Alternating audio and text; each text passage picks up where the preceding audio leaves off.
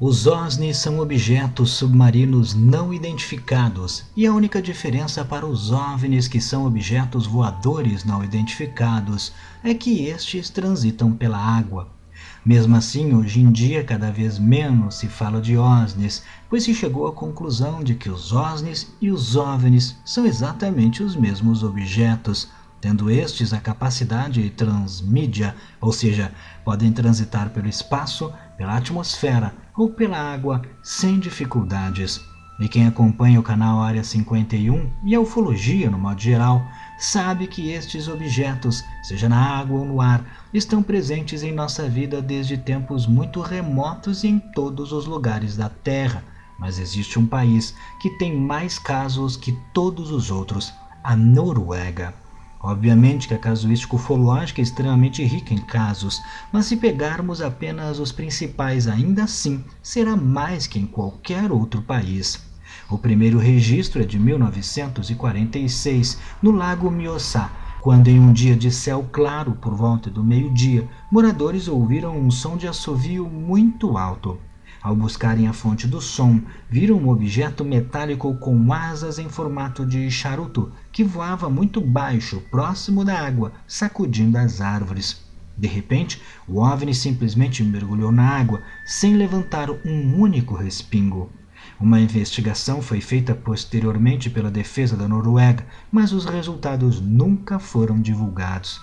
Em 1952, outro caso semelhante ocorreu, quando Johannes Nordlien relatou ter ouvido um som alto semelhante a um avião a jato vindo do rio Lågen. O OVNI tinha o formato discoidal com aproximadamente 4 metros de diâmetro e passou voando pela área até entrar dentro do rio. Quando o objeto entrou na água, o som parou. Johannes ainda se aproximou do rio e notou que a água estava borbulhando e fumegando, parecendo que tivesse sido fervida.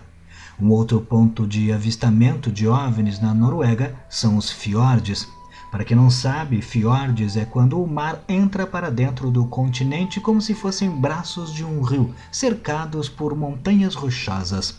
Os fiordes são muito comuns na Noruega, como o próprio mapa do país demonstra. E foi em um destes fiordes, chamado Alta, que em 1º de junho de 1958, 4 pescadores avistaram um OVNI silencioso cair no fiorde, levantando uma grande coluna de água. Os pescadores avisaram as autoridades, acreditando ser um avião acidentado, porém, a fragata KNM Arendal e o submarino KNM Sarpen, que vasculharam a área, não encontraram nada visualmente. A única coisa que eles acharam foi um registro do sonar que detectou um objeto se movendo absurdamente rápido embaixo da água. No ano seguinte, em 1959, no fiord Namsen, o morador Lawrence Jossen avistou um objeto que ele descreveu como um pequeno ônibus com várias janelas laterais. O objeto voou sobre a água e brilhou intensamente, parecendo perder uma espécie de cobertura da neve e outras coisas no processo, e em seguida entrou na água. Entre os objetos perdidos pelo OVNI, a testemunha destaca 3 colunas pretas com cerca de 2 metros de comprimento por meio metro de diâmetro e a tal cobertura, que se curvou como uma folha de metal, sendo completamente arrancada. Ambos os objetos eram vermelhos incandescentes, mas ficaram pretos antes que o OVNI mergulhasse na água. Nos anos 70, mais precisamente em 1972, testemunhas relataram terem visto um objeto semelhante a um avião sobrevoar as águas do Fiord Son. No mesmo dia, à noite, outras testemunhas também avistaram um objeto brilhante nesta mesma área, se movendo muito rapidamente. Na mesma semana ainda, 5 policiais avistaram um objeto que foi descrito como semelhante a um submarino, se movendo muito rápido dentro da água. A marinha foi acionada e nas buscas visuais nada foi encontrado. Somente com o sonar foi possível ver o objeto. A fragata ainda tentou atingir o OSNI com cargas de profundidade, mas o objeto simplesmente se afastou em uma velocidade impossível para qualquer tecnologia humana, sem ter sido afetado pela investida da fragata. Na noite seguinte, ainda no Fiord Son, 4 objetos esféricos vermelhos semelhantes foram vistos saindo da água. No dia seguinte, a Marinha novamente teve um encontro com o OSNI e dispararam várias vezes, mas o objeto simplesmente saiu ileso e escapou. Cerca de 30 navios fizeram buscas intensas pelo OSNI, mas ele não foi encontrado. Um ano depois, em 1973, na mesma região do Fjord Somme, o morador local Erling Bach e sua esposa avistaram um objeto parecendo algum tipo de lancha enorme, com aproximadamente 7 metros de comprimento por 1,80 de altura, viajando a cerca de 100 km por hora por cima da água. O objeto tinha uma estranha protuberância no topo e de repente decolou em um ângulo de 45 graus, desaparecendo logo em seguida no céu. As duas testemunhas então perceberam que haviam avistado um OVNI. Nos anos 80, os incidentes ufológicos deste tipo não pararam. Em 27 de abril de 1983, mergulhadores estavam trabalhando no Fjord Rusnes quando avistaram um objeto semelhante a um submarino. A defesa norueguesa foi acionada e enviou imediatamente vários navios, submarinos e aeronaves para o local.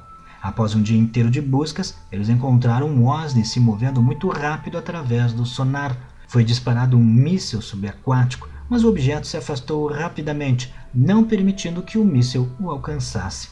Na noite seguinte, o mesmo objeto foi avistado, mas desta vez a Marinha não disparou contra ele. Porém, esta não foi a última vez que os militares encontrariam o OSNI, pois nos dias seguintes o objeto foi detectado várias vezes e inúmeras tentativas de alvejá-lo foram feitas, tanto pelos aviões como pelos navios, mas o OSNI sempre se esquivou e escapou em todas as tentativas.